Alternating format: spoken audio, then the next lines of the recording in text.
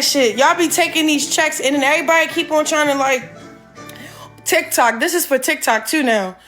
Everybody, I see, okay, I see bitches, I see niggas with a little following or no following at all, chiming in on the next trending topic for some clout and some money and notoriety. Bitch, go get your own notoriety and money and clout before you clock anybody T. I'ma just say that here.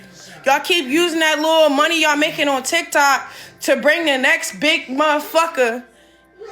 All right, ask yourself, the person that you trying to clock,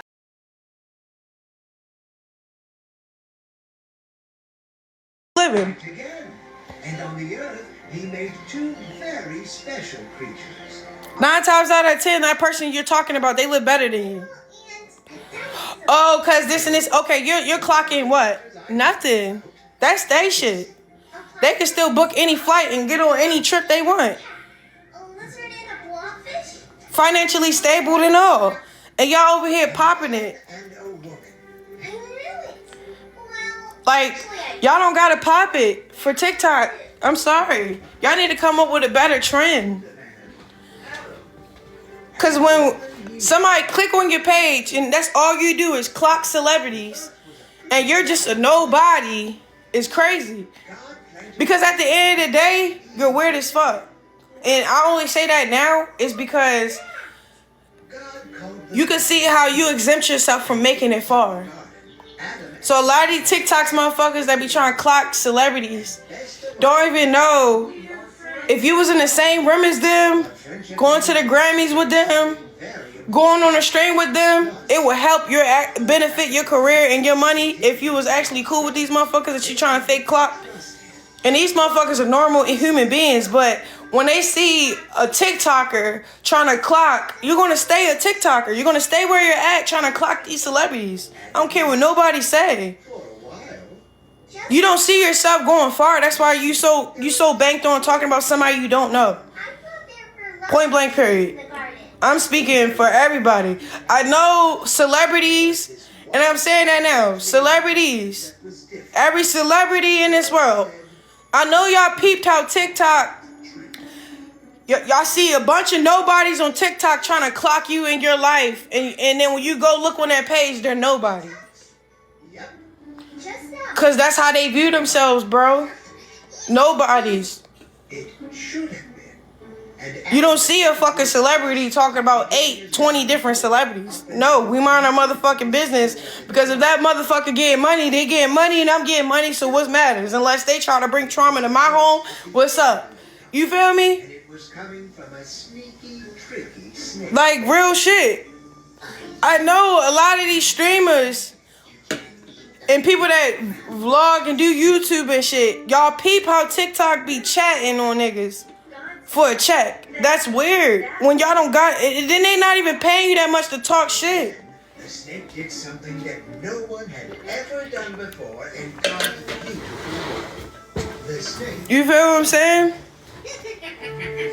You'll just surely not die. But yeah, I just wanted to get up on here to say what I had to say about my ex-friend Marsh, and I wanted to say something about cause that's this really my last time addressing any and everybody for real. I don't really fuck with nobody cause I don't. Like, y'all can paint this hate train or whatever the case may be. I don't give a fuck, bro. That's not gonna stop me from getting real money in real life. Like,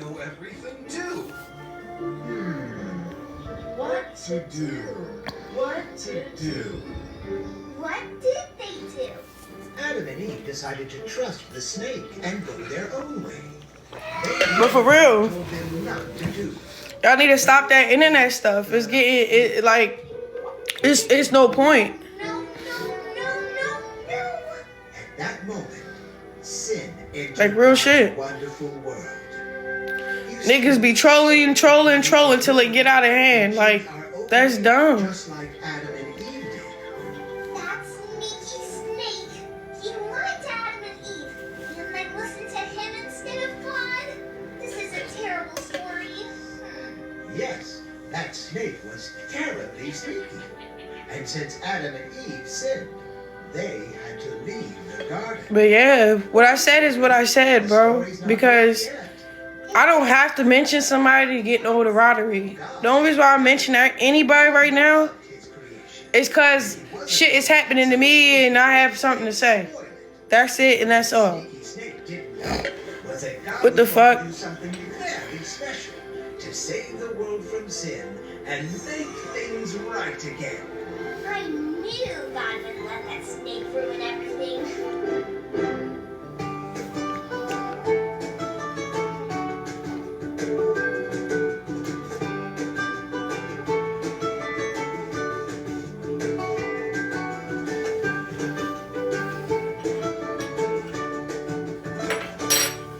Yeah, I love my baby father, bro. I do. I love Blue. Y'all know this. What is sin? Shoot, if y'all want to see how it turns out, shit, just tune in. Y'all see how this love story, y'all gonna see how this love story take place? Because I can tell y'all waiting for an ending. It's never going to end. What the hell? Sin is when we turn away from God and say, And we're doing a Q&A, so y'all sent me a lot of questions. be close to God. He gonna address a lot of shit. Everything, everybody that keep trying to say certain things, he gonna address everything. Yes, we see your questions about the DNA test, about him being the father, all this other shit. We're gonna clock all that together on my Snapchat. Thank you for tuning in. Thank you for putting over 7 figures in my pocket, because all I gotta do is sit up a phone. I could be sitting in a bonnet. I don't gotta go half naked. None of that, nigga. I'm making over 6 figures just popping it, being regular, being normal, my nigga. Like, yes, we're answering all y'all questions. Yes, we're even any question you could think of, bro. We're answering all your questions on the Q&A on my Snapchat. So go tune in at CHRISEANN on my Snapchat. We shouldn't have eaten that fruit. Oh. But yeah, Where were you when I was being tempted? that's it, and that's all.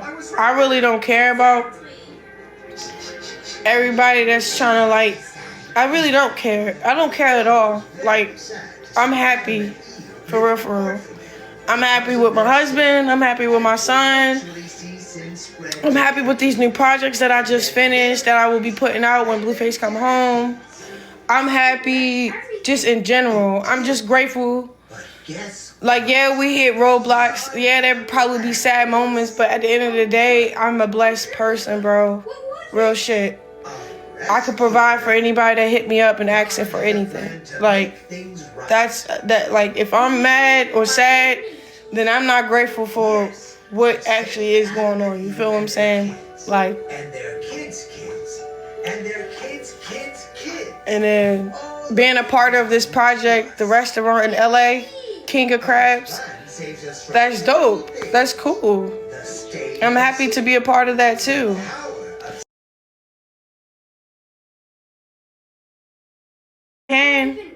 I will. Only if he tells me that's what he wants to do next. We did a soft opening to crack the ice. You know what I'm saying? The grand opening, I really feel like he should be home because this is his business. This was his idea. I don't want it to make it all about Chrisean. I can, but that's up to if we want it like that. Like, you know what I'm saying? Like, he don't mind me doing any of that.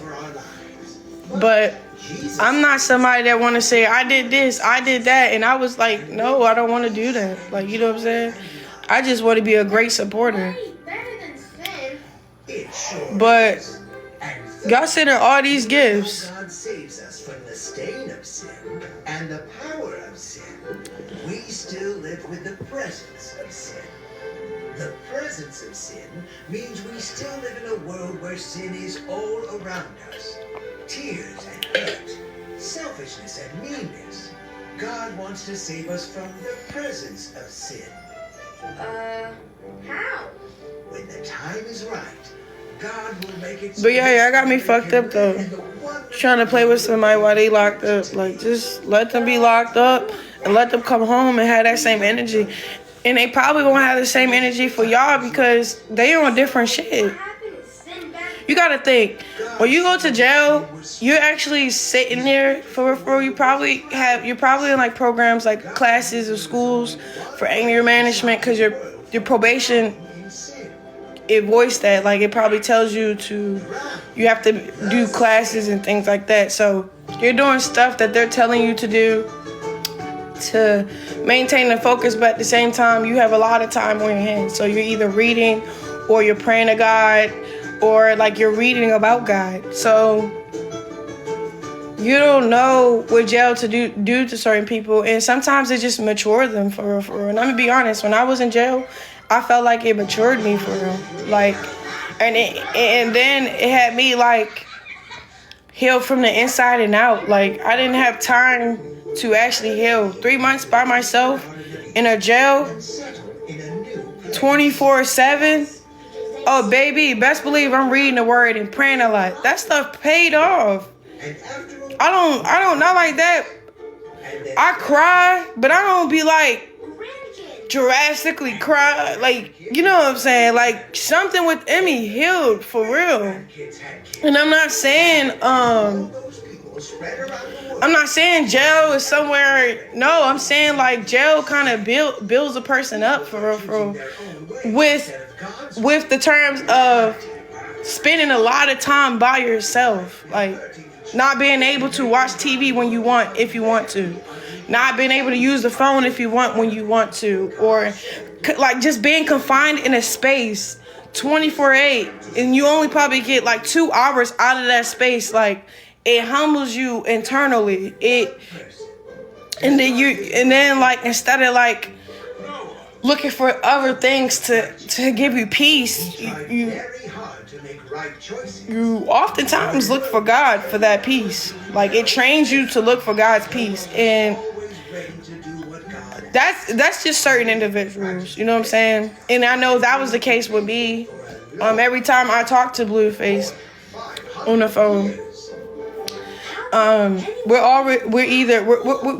we talk about everything or what's going on with us or how we feel.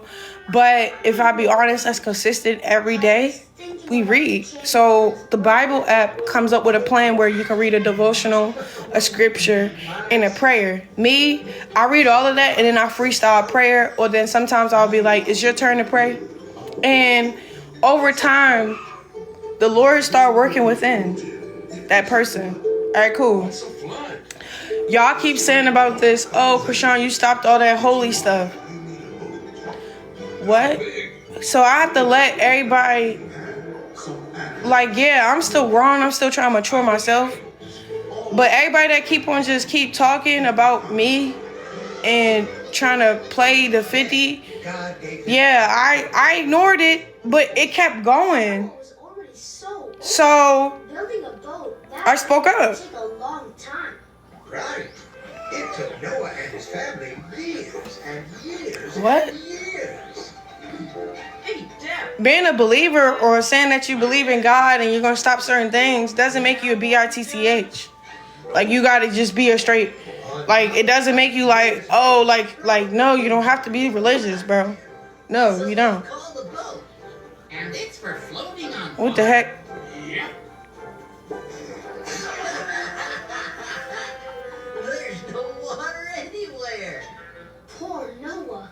He What was the just heck? doing what God told him. Only thing I said was I was going to actually really change was the music part, was because right when I was ready, like, get into it for real, Finally, one day, and start dropping with different artists, big artists and things like that, I already was like, I don't know. It just, I got the message from God, like, hey, let's just do anything that edify you. Like, if you make a clothing brand, sent them to Noah. like, I want to make a clothing brand just edifying God and who He is. If I come up with music, it's gonna be music for God. That's it. That's all. Like, what? I'm not saying you gotta do it. I'm not against secular music, but what I did learn is like, have you ever listened to like secular music and then wonder why you're feeling a certain way? It's like it really does like feed that seed of sin in you for real. Like, nothing wrong with the music, nothing wrong with listening to certain music, but it do have something to do with your spirit. Like, I don't know, like I can't listen to certain music for real. Like, I'm not against to listening to it, but do I listen to it day to day? If you play it in the radio, like say if you play it and I'm in your car, I wouldn't say turn it off.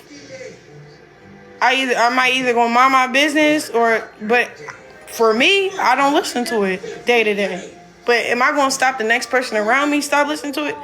No.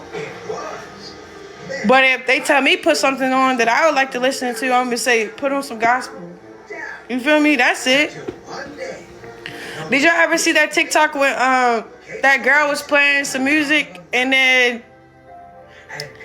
she was confused because usually they don't listen to secular music, and she was trying to figure out like why are you doing it, like, you know what I'm saying? And she was making key points where what it does to you.